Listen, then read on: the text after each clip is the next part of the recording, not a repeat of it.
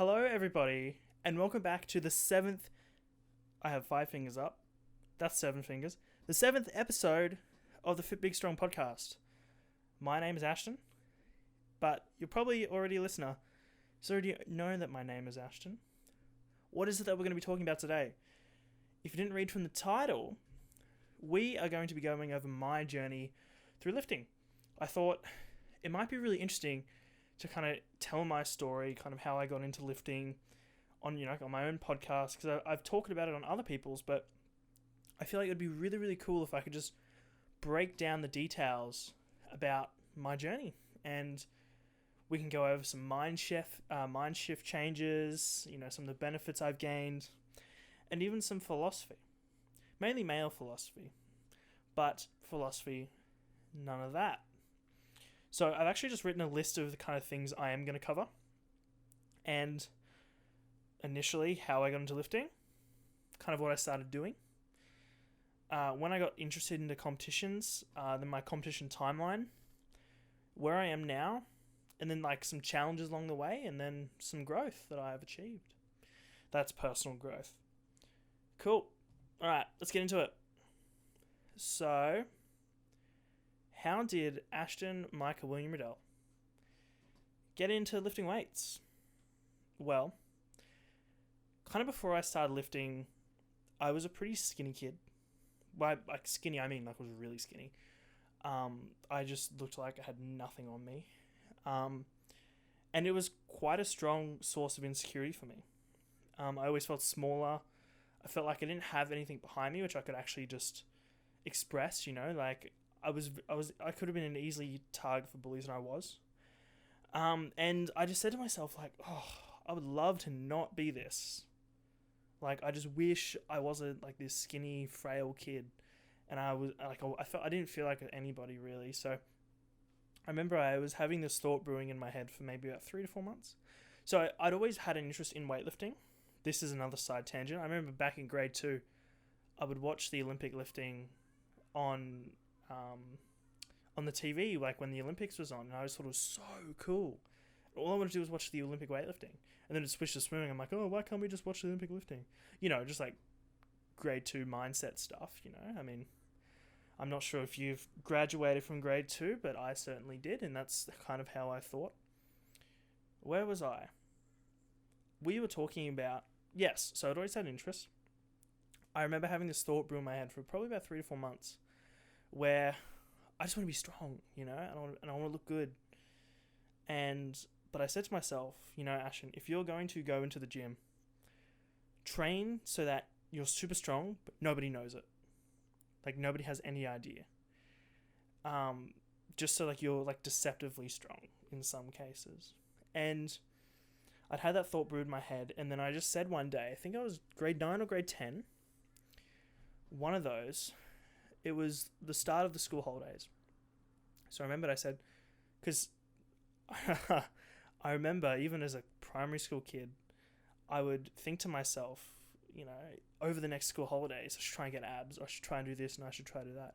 I actually did have abs, and they were pretty damn good for my age, but I was just super skinny, right? So I remember always thinking to myself, like, yeah, I'm gonna train, I'm gonna super impress, and that would never happen. But eventually, grade 9 or grade 10, I can't remember which was, whatever was 3 years ago, so that would have been grade 10. So grade 10 started the holidays, started grade 9 holidays, moving into grade 10, I think. Jesus Christ. No, grade 10. I'm trying to make this clear so I fully understand myself. I was like, let's start training. So we had a bit of a gym at home. It wasn't much. Back then it was like prestigious. I'm a bit of a snob now being a powerlifter. But we had like this 10 kilo bar with like the extra thin the extra thin bar. And like a couple weights, probably about 170 kilos in total. So I had a decent setup. Bit of a janky squat rack, to be honest. Bit of a janky cable machine and a wobbly bench, but we managed to get it working. I remember asking my dad, I'm like, hey, what is a good program? What should I do? And he's like, starting strength, Mark Rippetoe, tried and true. I'm like, okay. He's like, Google it and find out. So I'm like trying to figure out this program. And I asked him some questions about how it works, and I now have a program. So I actually started on starting strength, Mark Rippetoe. So that was really cool. So my first session in the gym, I'd figured it all out myself, just because I'm that smart.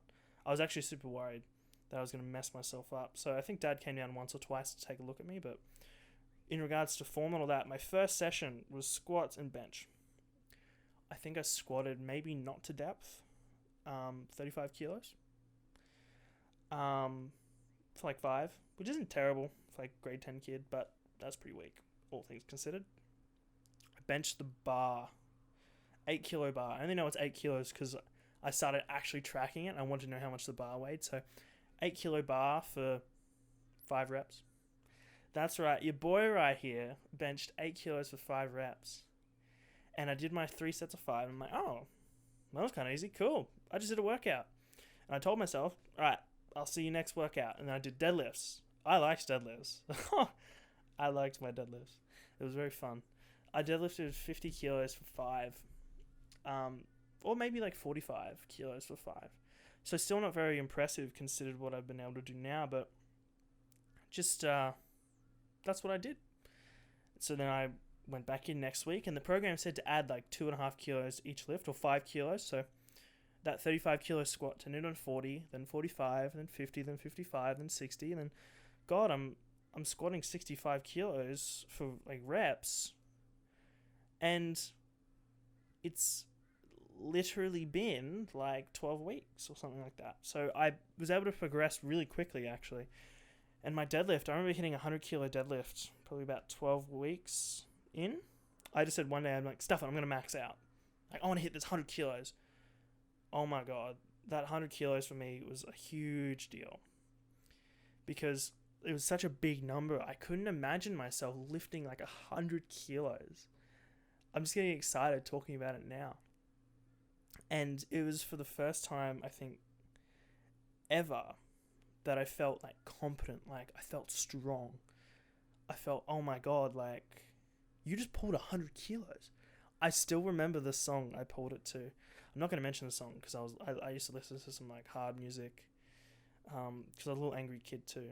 That's something else I was. I was just a very angry kid, but I had nothing to me.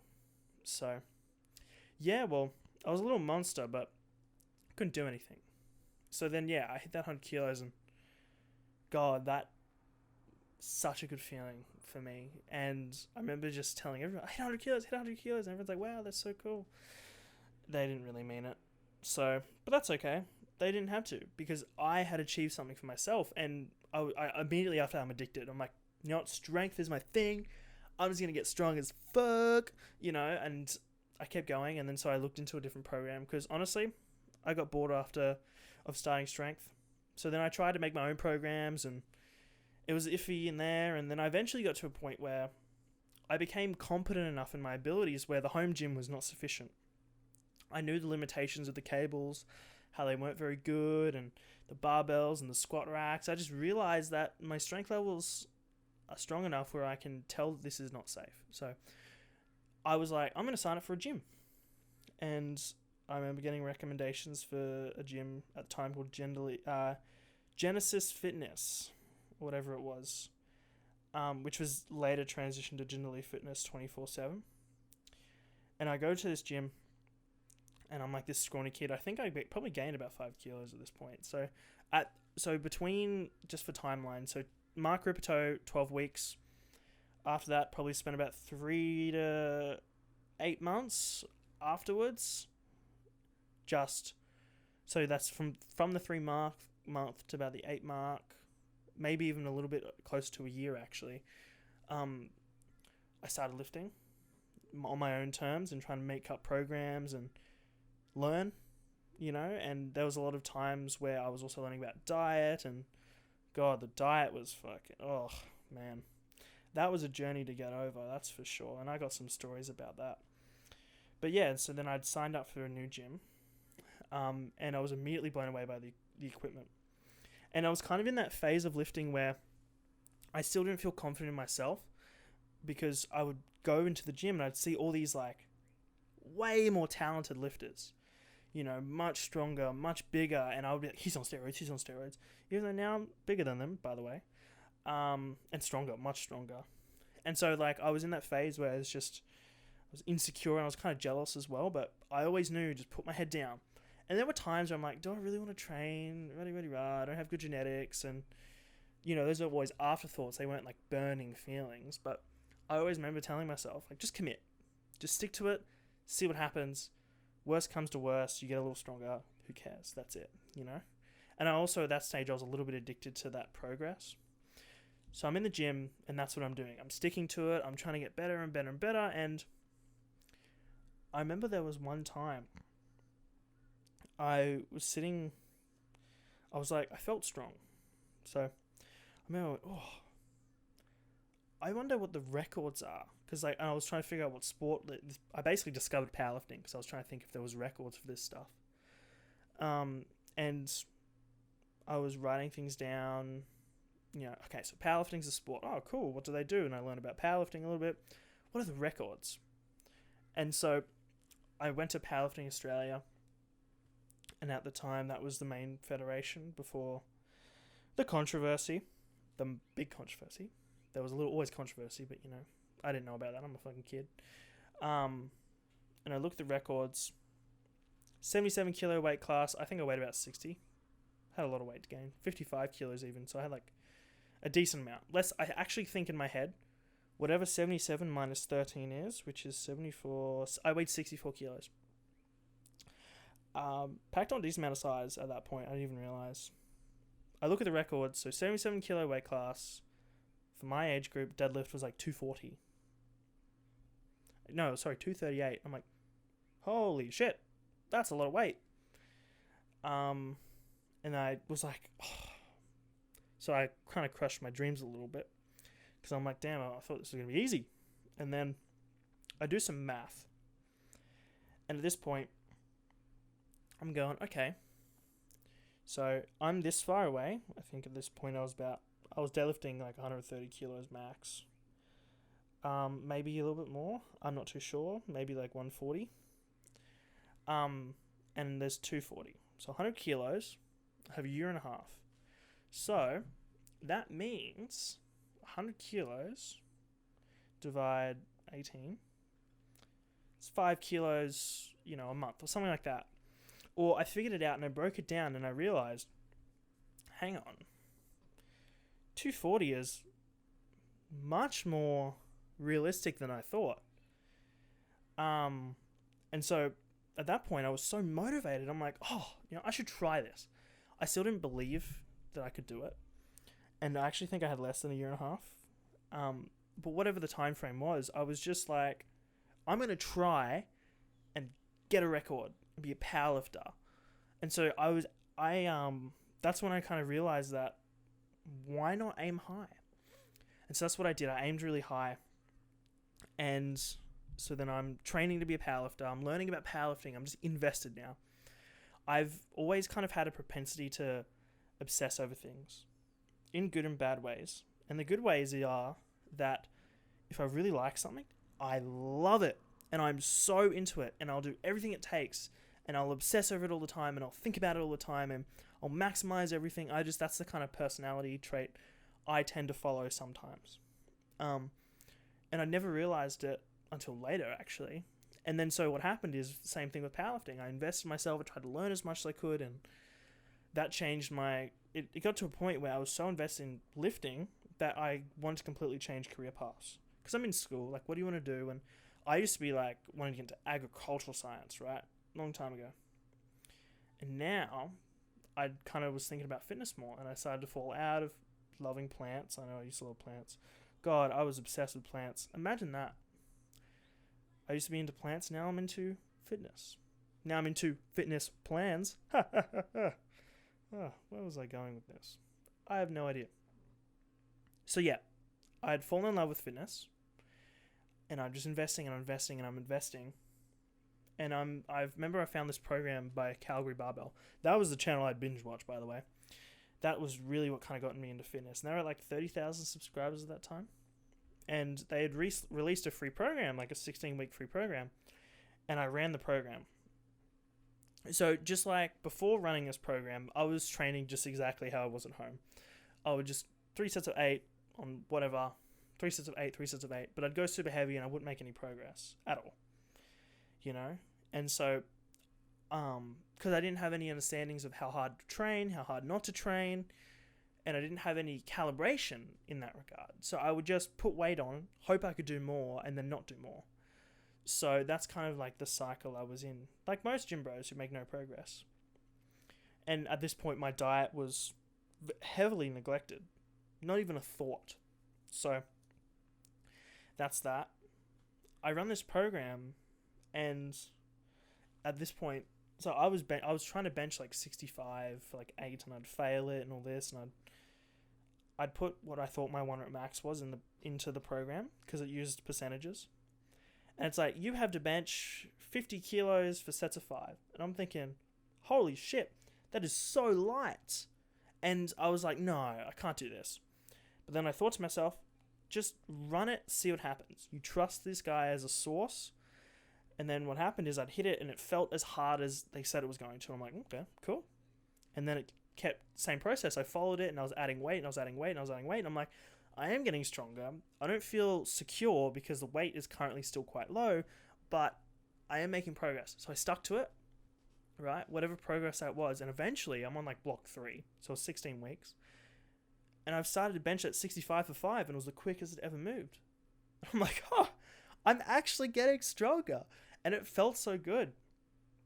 And so what that program did is it also taught me about variations, and I was squatting 3 times a week and benching 3 times a week and deadlifting twice a week. I was building competency as a powerlifter, and I was learning about powerlifting. And I ran this program. It was going good.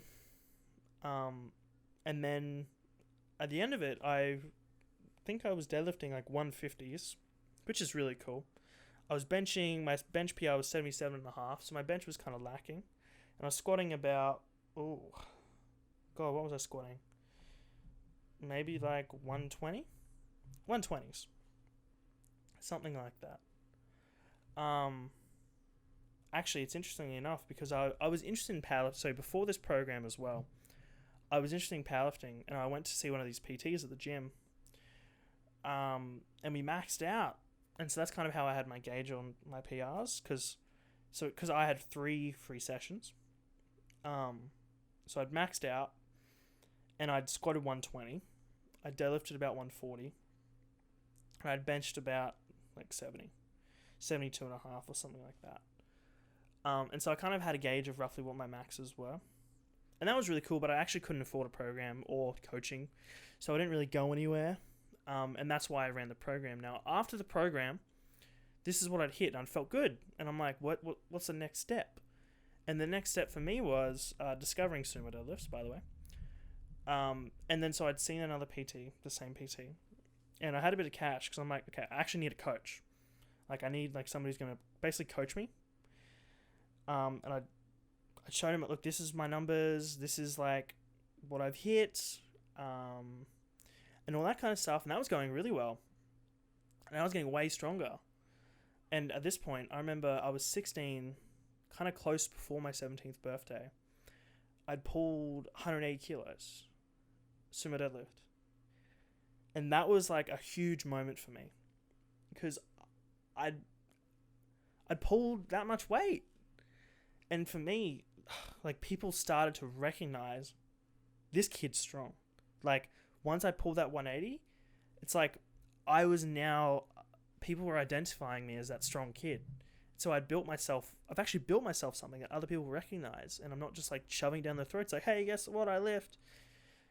And I still also remember the song I hit, the 182, which is now my PR song. And it's really funny because that song I've been able to associate with like deadlifts. That song goes on, I am just furious and I'm in the zone for deadlifts. It's really weird, which we can touch on that a little bit as well. Using music and creating associations with psychology to basically maximize my anger and my aggression for deadlifts. That's what I did, and that's what I tried to do for my 180. I was in the corner just like angry and just focused, and so yeah, we ended up hitting that 180. And then shortly after that, kind of close, like we were still working with the PT/coach at that time. I squatted 140 as well, which is really cool, and benched like 82 and a half. Always had a weak bench. So lockdowns. Damn it! How am I gonna train? So I had a home setup again. So I'm using that, and I'm trying to get strong myself. And then yeah, it is what it is. You know, I go back to the gym. I hit up the PT again, and at this point, I just wasn't feeling the coach. I think I'd probably outgrown the coach, if that makes sense. Like, because he was at a level where he was very new, but he had so much more experience than me and was able to really guide me. But then I got to a point where I was actually starting to be really strong and take it to that next level. And close to that time as well, I had my current coach, his name's Chris Aslan, at Sydney Strength Coach on Instagram, kind of reach out to me because I'd won a deadlift competition. Hang on, what are you talking about? I thought you hadn't competed, Ashton. I haven't. So this company called Core Power Foods, which I really like, actually. They make frozen pre-made meals. They're like, submit your best deadlift into the competition, and then we'll send you a free box of food if you win. So I posted my 180 deadlift at 16, not expecting much. And I won! And then the company tagged my coach, like my current coach. And so I just felt like so confident, like, oh my God, I'm getting recognized. And it was such a good feeling. And then he's followed me after that. And then, so after lockdowns, and then I started kind of training on my own, and then wasn't feeling the PT.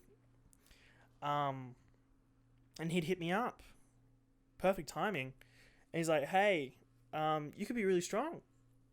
Like, are you getting coached by anybody, basically? And I said, oh, I've got this PT, and I really sussed out this guy because I wasn't sure if he was trying to steal my money or not. And then I asked him, like, what kind of lifters do you coach? And he's like, all around the world, couple internationally competitive lifters. I've competed at the IPF Worlds myself. And I'm like, oh, I felt so good. It's like, wow, I'm getting recognized by really strong people. And, like, I wasn't much. I wasn't an anybody back then. And so it felt so good. And so then I eventually persuaded Mum to pay for it, which I was getting a really good deal on at the moment because I was a student. So I was very happy about that. And then we started working together. And it was everything I could have needed in coaching. I was getting video form checks. I was getting constant feedback, you know, solid programming, block to block. It was very personalized, and I was able to grow so much as a lifter and learn so much about myself. And it was good because I was this kid who kind of was like semi-strong with wonky form, and like now, like, we've gotten to a point where I'm repping 190 for 6 with straps in the gym. I was weighing that 77 kilos because I'd actually kicked my diet into gear as well, and it was really good. I was actually getting strong. And then coach is like, out of nowhere, hey, you want to look at competitions? And I'm like, yeah. He's like, I think you're ready. And then so we booked in a competition. That was awesome. So before that, actually, what happened is I'd booked a competition to compete at with this PT, and then COVID obviously cancelled it, and then I had a freebie with Powerlifting Australia. That wasn't too relevant to the discussion, so I'm mentioning it now. And so I'm like, yeah, I just booked in a Powerlifting Australia regional comp. And so then we did a couple strength blocks, got knee sleeves, got all the equipment, and now we're looking into the competition timeline. So I'm getting strong, feeling good. I'm in my peak and doing a peak as well. And I just fell in love with lifting heavy stuff at this point. You know, I am invested, and it's like my identity. Like, everything I do is now about lifting. You know, like I'm staying up late at night watching podcasts and listening to all this kind of stuff. And I would actually be late to school on purpose so I could meal prep, so that I could, you know, hit my macros and then perform well. Like, I was so invested in it. Like, I was really pushing school. You know, like, really, really far down, basically. And so then I compete. So this is with Powerlifting Australia, regional competition. I found somebody to handle me, which is a really good mate of mine now.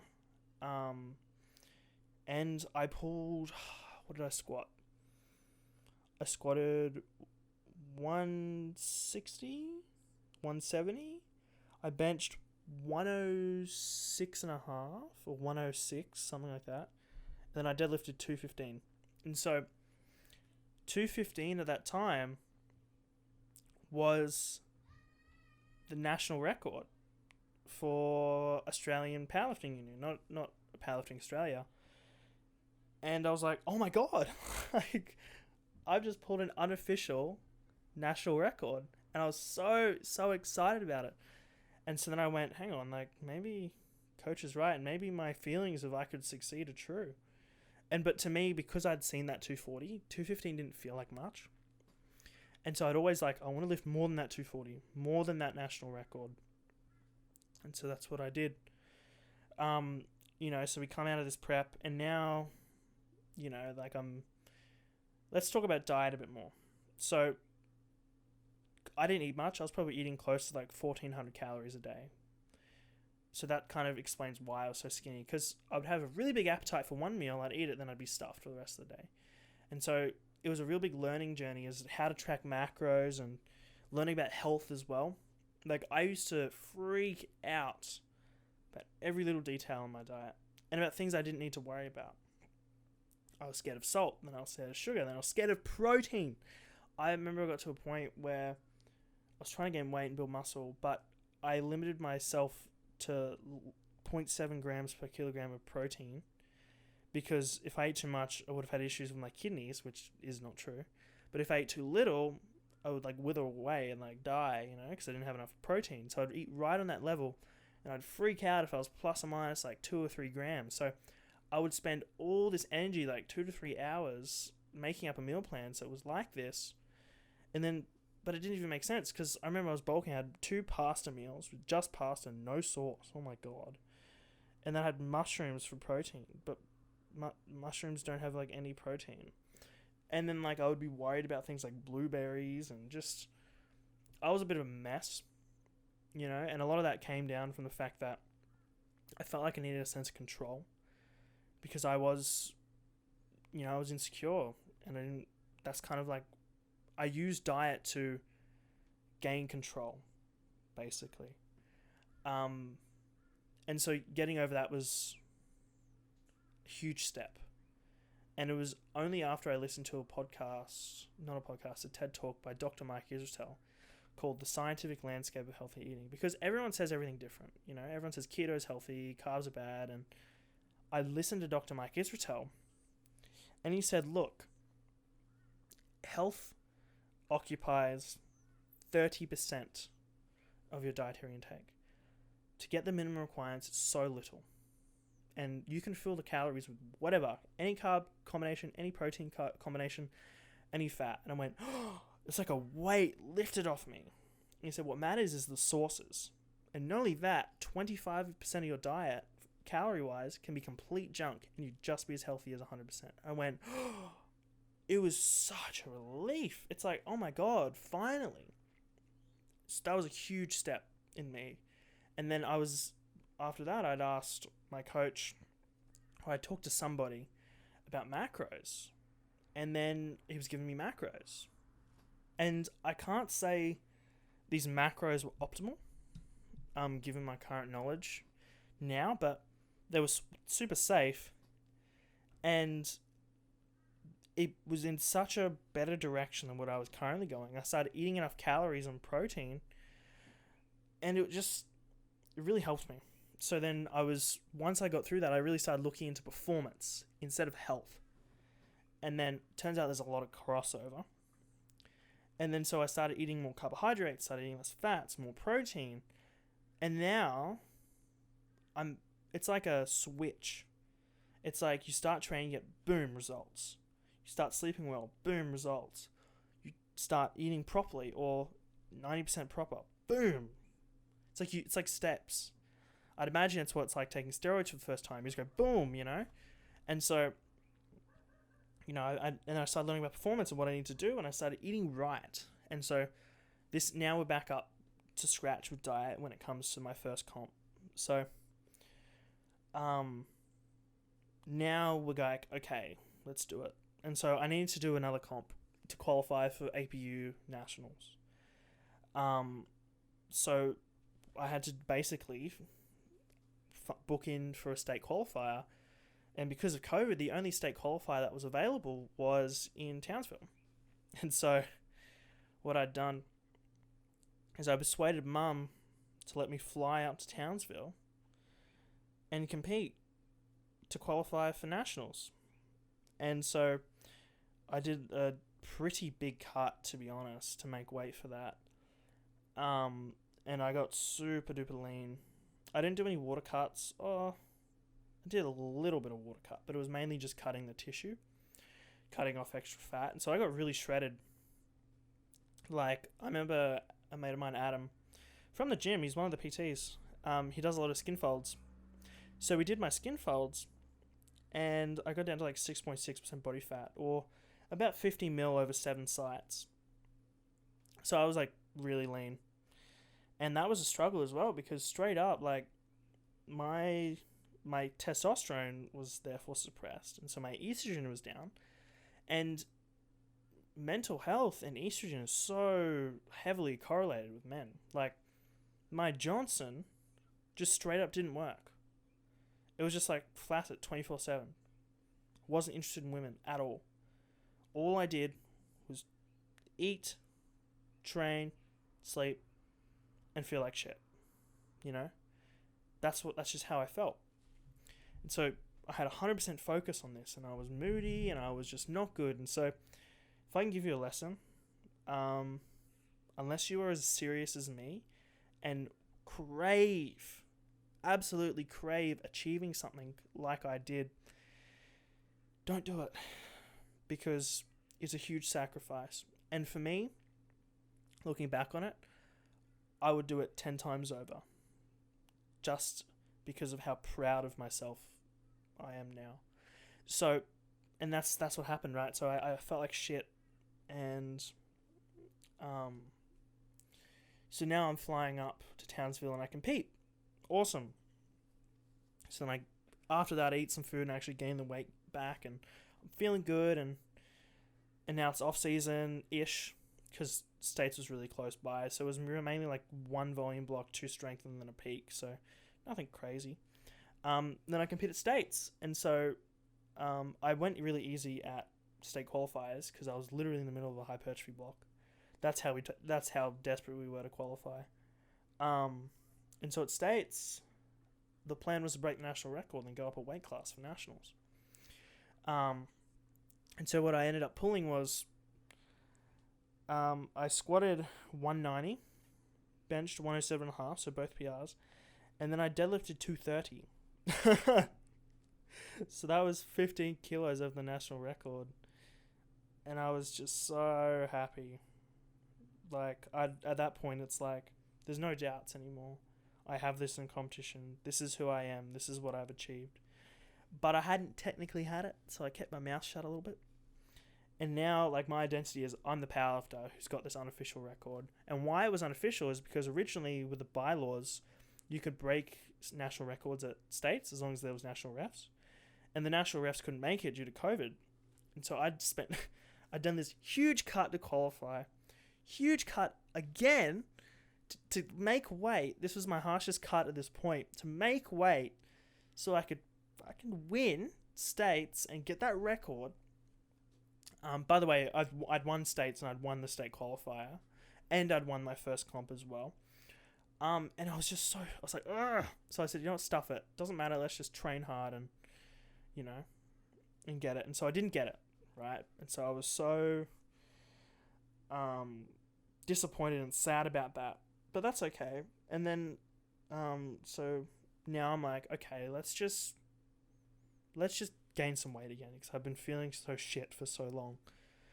And I was just gaining weight, feeling good, you know, some good things happened in my life, and it's going really well. So I was very happy about it. And so, yeah, actually, I've got an interesting story about that state qualifier. So that first cut, I was experimenting with weigh-in, what to eat when I weigh in. I make weight, 73.7 kilos. and I literally had 16 Macca's hotcakes and a large orange juice, all with syrup. And in 15 minutes, I kid you not, I smashed about 300 grams of carbs, right? And I'm just feeling hot. I'm feeling sweaty. I'm feeling sick. 20 minutes before squats, I'm literally like, bleh, threw up all in the bathroom. And then Colin Webby was trying to look for me because he knew that I was kind of handling myself at this meet. And Dad comes in the bathroom because Colin's like, hey, I can't find Ashton. And Dad's like, you right? And I said, yep, I'll be out there in a sec. He's like, okay, someone's looking for you, So I'm making it out there. I literally feel like 10 kilos lighter, feeling energized, feeling good. And then I warm up in like 2 seconds, like about 10 minutes, and I walk out and do my first squats. That was an interesting experience. So my advice is don't push the food too hard after weigh-ins, or the water, really. I thought it was a brilliant idea because hotcakes have such little fat, so much carbs, but I just overdid it. And the orange juice as well, and the syrup. Oh, man. It was rough. It was rough, to be honest. But yeah. Speaking of pancakes, when I was gaining that weight, so I have a terrible appetite. And so what I would do is I would actually got to a point where I started drinking pancake mix. Because I'll gain like 2 kilos and then my appetite is 0. And so I really got to force feed and it was not fun. So yeah, I remember drinking pancake mix. So I have an interesting story with pancakes and me. So yeah. So yeah, now I get a message from coach, right? This is while I'm gaining weight to go up a weight class. And coach goes, oh, hey, you're going to do Collate Nationals? And I'm like, what? There's Collate Nationals? He's like, yeah, they released Collate Nationals. I'm not sure if you're going to do it or not. I had no idea this was on. I just wasn't proactive. And so all of a sudden, because at that point I was really sad that I couldn't break the record. Now, all of a sudden, this opportunity has arisen where this thing that you've been dedicating to yourself for 1.5 years, you can finally go after that record again. And I'm just pumped. So excited. Well, I was scared because I knew I was weighing about 78 kilos. So that's 4 kilos above the weight class. So I was literally like scared that I was going to have to do these water cuts again. But I thought about it, and then within 2 hours I said, fuck it, I'm going to do it.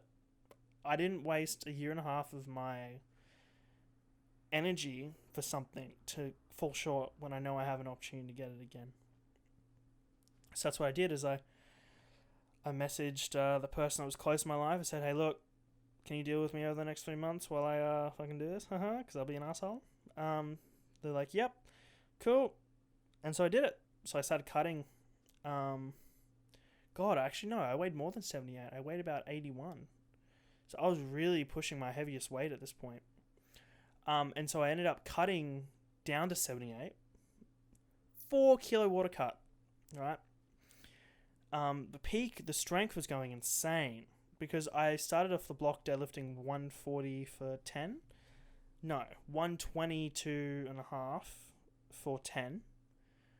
And then I deadlifted 162.5 for 10. I'm pushing the food. I'm getting so strong.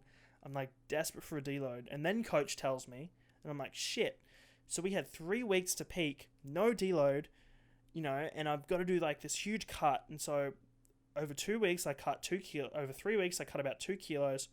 And we did my peak after not deloading, after feeling like shit.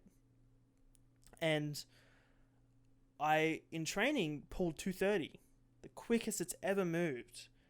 And I'm like, holy shit, I got this. Like, there's no chance about it. Like, I've got this. And I literally went from bodybuilding block to peak, and it was terrible. And my hip flexors got so sore and so tight. I was actually struggling to walk, like, just around town and get to the gym and stuff. And so it was not fun, honestly. I was not in a good headspace. But I pushed, and it was good, I would do it again. Let's say that's how proud of myself I am. And I really learnt that my body is malleable. And it's really it's the mind which limits you, So yeah, it's deload week, taper week, sorry. I weigh 78 kilos. I'm like, fuck, I got to do like a 74 kilo weight cut because I got to make the 74s. So, biggest water load I've ever done, biggest salt load I've ever done, you know, biggest carb drop I've ever done. And so we drive up to comp. Yeah, we find the hotel, and I'm just dead that day. This is the day before. So the day before that, I had 1 gram of salt, even though I was having 10 grams. So the salt's dropping. And then I still had like super high water. I had about 9 liters. The day before comp, I had 750 mils of salt. Actually, no, a gram of salt again. And then 750 mils of water. So it was harsh and no carbs. I remember we were driving up and we stopped at a gas station. And out of my Tupperware container, I was eating well done steak with butter and then peanut butter. Man, that was the life. It was not fun at all. And I would just like stop and need to get like, I would have like a huge headache and be like, just like struggling. And yeah, it was not fun. So, yeah, well and then, so I wake up the night before. I can't sleep because I'm just so excited. And I step on the scale. I drizzle out whatever pee I had left. It wasn't much. I was actually scared. I'm like, oh, this is not much urine. And it was like asparagus kind of shit, you know? Like, you know how there's always these memes? It's like people eat asparagus and then, yeah, well, look, you know, it was dark. So it smelt out the whole bathroom. That's probably TMI, but it was just say it was not much and it was strong. So I step on the scale. 75.3. No, that's what I weighed the night before. I woke up 74.7. I was worried that I was going to wake up and have to cut a kilo, but I only had about 700 grams of water to lose. So it's like 5 a.m. So I'm munching on the Skittles, getting out spit, and it just wasn't dropping the weight. So we do the bath. So we turn the bath on max heat, and I'm like sitting in this bath, just like literally like burning up. I felt so bad like the whole time. I'm thinking like I was taking it minute by minute, you know, like I was in there for about 10 minutes twice, and each time for like an hour. I was just cooking, and it was like the worst feeling possible. God, it was not fun. And so then I'm making weight, and I step out, I dry myself off, I step on the scale. I'd made weight. I was 73.9. Oh, literally the biggest relief I'd ever felt. Like, ever. And I'm like, I've done it. Like, I've officially made the weight. And so I just laid on the bed and just went, oh. Now it's time to just make weight. And so, huge sense of relief. Like, all that hard work was over, and God, I felt so bad though. Like, my face was so sunk in.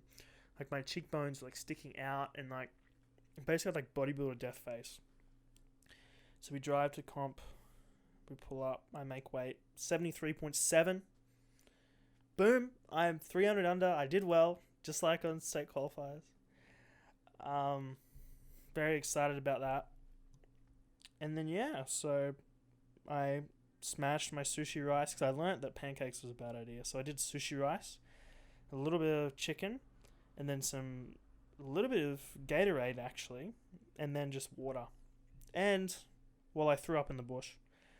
I have this thing where just my stomach was so churny because I'd just been so depleted, and I just had carbs again and fiber, and I just threw up in the bush a little bit. Then I kept going. I'd fully hydrated before squats, so I'd sopped everything up, lots of salt, everything was good. Squats moved well, so I felt strong, I felt confident, but we weren't there for squats. So I only hit 180 because I was playing it very conservative. Bench 107.5, you know, again, just matching my PR, but I could have PR'd, but I didn't, very conservative. Now it's deadlift time, what I came here for. I opened up with 216, which is the national record, so I had it in the bag, like, all this hard work is over. You did it. Oh my God, you actually got the record. It felt so good. And so then we jumped to 230. And then that moved like RP7. It was so easy. And I'm like, wow. Like, actually, sorry, we did 232.5. And it moves so well. And everyone's like, oh my God. And so then I turned up the dials to like 11. To like 11. 12 for this last deadlift. I put in that song that I listened to for the 180 deadlift.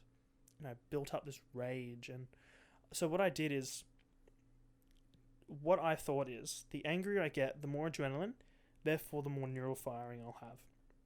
So the angrier I get, the more I'm able to be stronger, you know, because you hear about people who, like, single mothers, like on their own, picking up cars off their, like, children, you know. It's like, where does the strength come from? Well, it's fight or flight, and it's like, how much of our muscle fibers do we actually use? And so what I did is I built a story in my head for like a month about what it is that's going to really tick my nails and really get me like I would kill somebody kind of mentality. And I'm not going to share what that thought was, but and so what I did is I used the song to trigger it. As soon as that song came on, earphones are in, I was ready, and I was going through that story. And like, I was like, I remember at one point I almost like, just out of reaction, like, just punched a wall. I didn't, but like, just that kind of like always on edge, like one wrong thing and like someone's dying kind of mentality. And it sounds embarrassing to talk about it back then, but it was controlled. That's where the male philosophy is going to come in after I finish this story. And so, attempts 3. I remember I turned to some random and I said, hey, I want you to smack my back as hard as you can as soon as I sniff this ammonia. And he's like, I can do that. I'm like, good.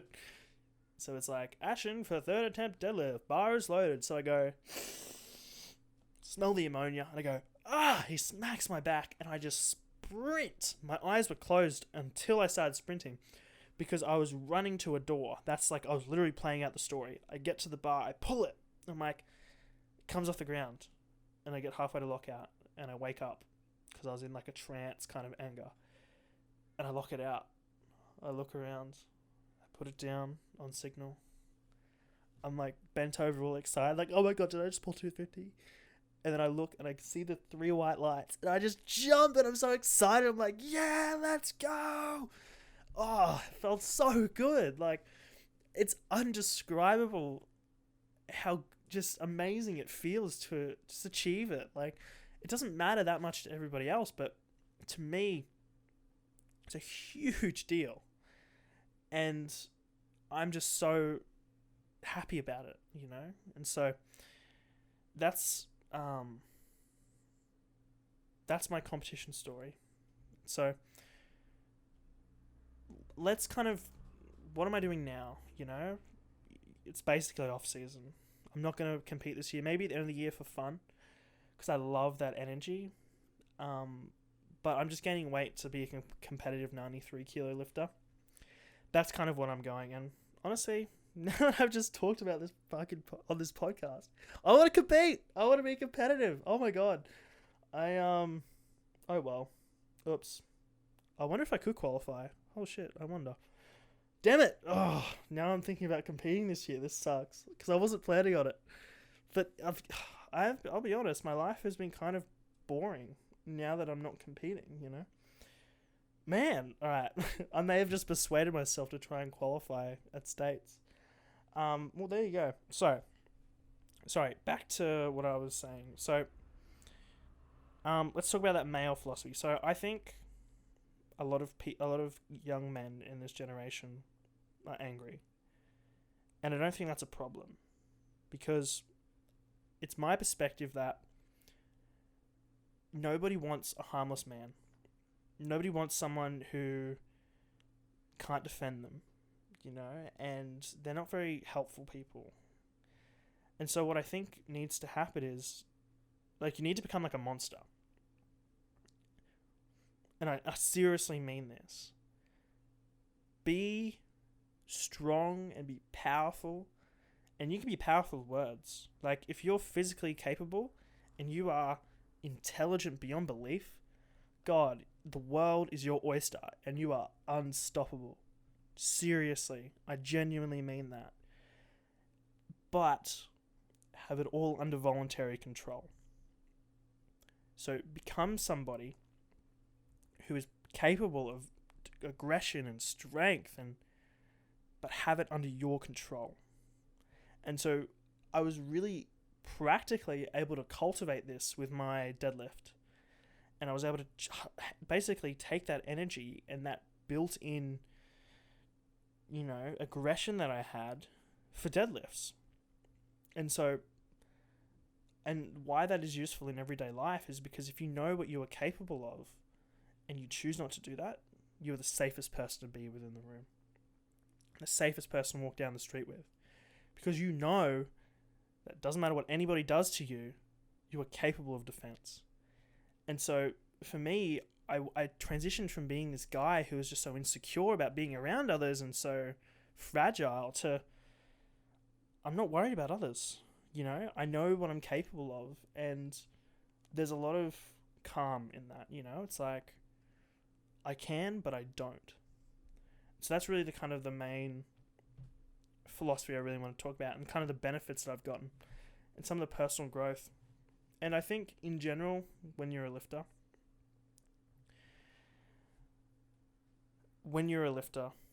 and you commit to something, it requires discipline. Currently, so out of all the fully tested men, age 18 by 19 for my weight class, I am ranked the 87th in the world by deadlift. And you don't kind of get there by accident. And it requires fortitude, and it requires strength, and it requires discipline. And discipline, I think, is a skill. And when you learn how to use that skill, regardless of what the endeavor is, it can transfer to other areas of your life.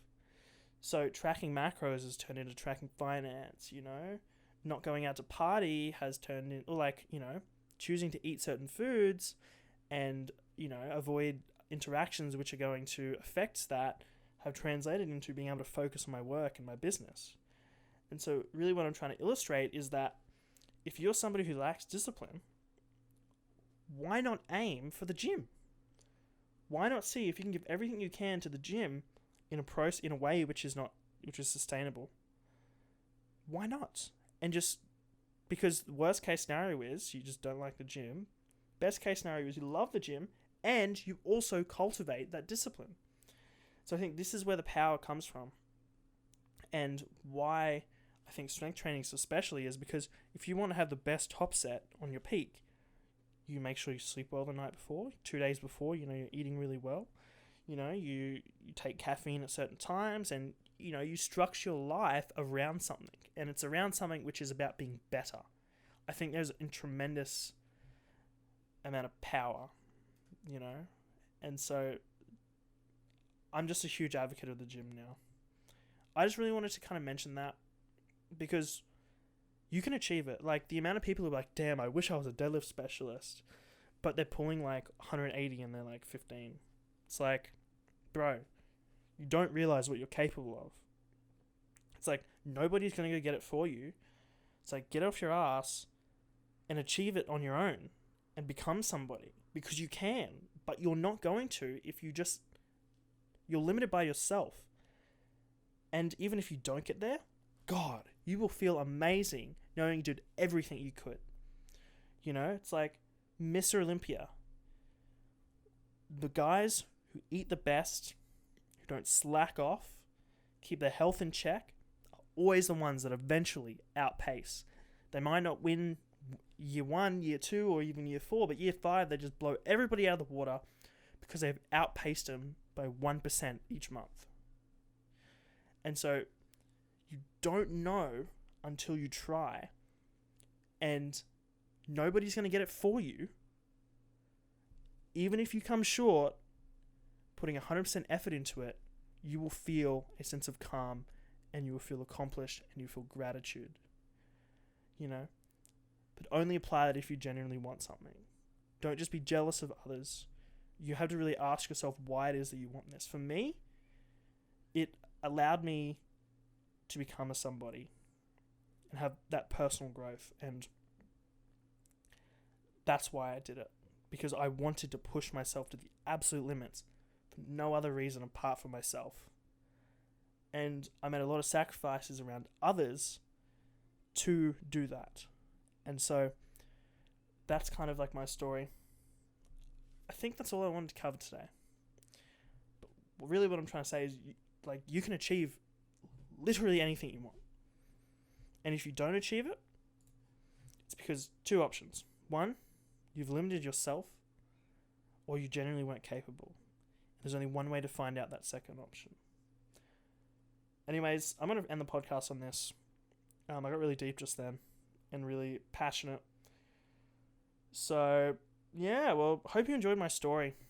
It doesn't cover 100% of the details, but I think it covers most of it, and I'm going to have to listen to this one over again, make sure I'm comfortable with some of the shit I talked about posting to the internet. But that's me. That's where I am currently, and if you are interested in following us on Instagram, check the meta description of this podcast. Depending on whatever platform you're listening to, you'll be able to find our Instagram, our YouTube, etc. So I'll catch you guys all later. See ya.